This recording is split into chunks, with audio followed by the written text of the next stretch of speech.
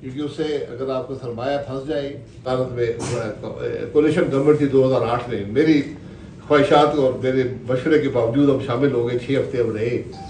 اس عرصے میں fertiliser import ہوا, تو میں نے کو کہا یار ایک شپ جو ہے نا گوادر بھیج دو تاکہ وہ پورٹ سے پتہ لگے کیا حالات ہیں.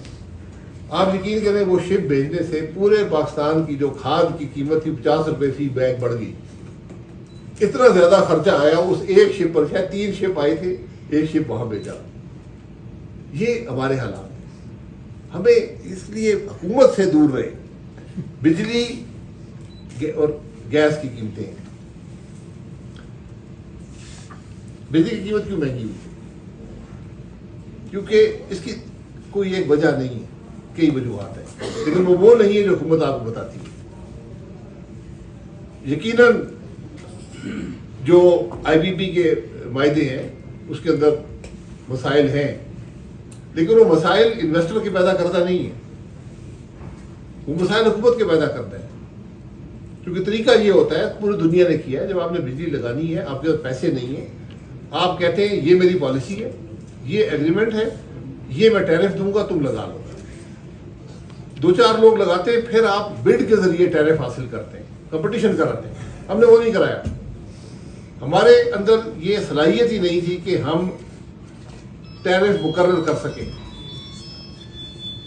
ایگریمنٹ ہم نے دیا, ٹیرف ہم نے دیا, ایک لفظ بھی انویسٹر تبدیل نہیں کر سکا. آج آپ کہتے ہیں یہ چور ہے, ان کو ڈرا دھمکا کے. تو پھر جب آپ یہ کام کریں گے کون انویسٹ کرے گا؟ 2013 سے 18 تک ہم نے 4 پاور پلانٹ لگائے حکومت کے پیسے سے.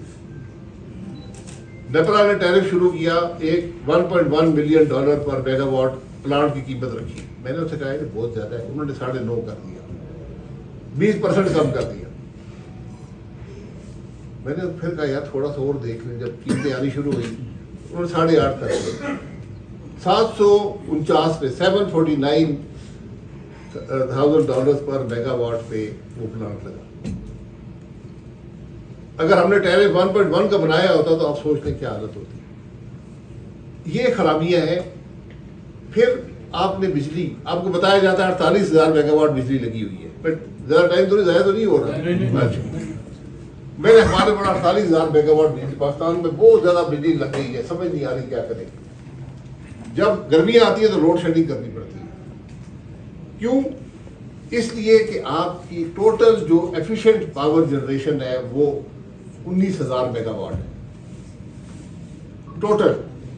باقی جو پرانے پلانٹ لگے ہوئے ہیں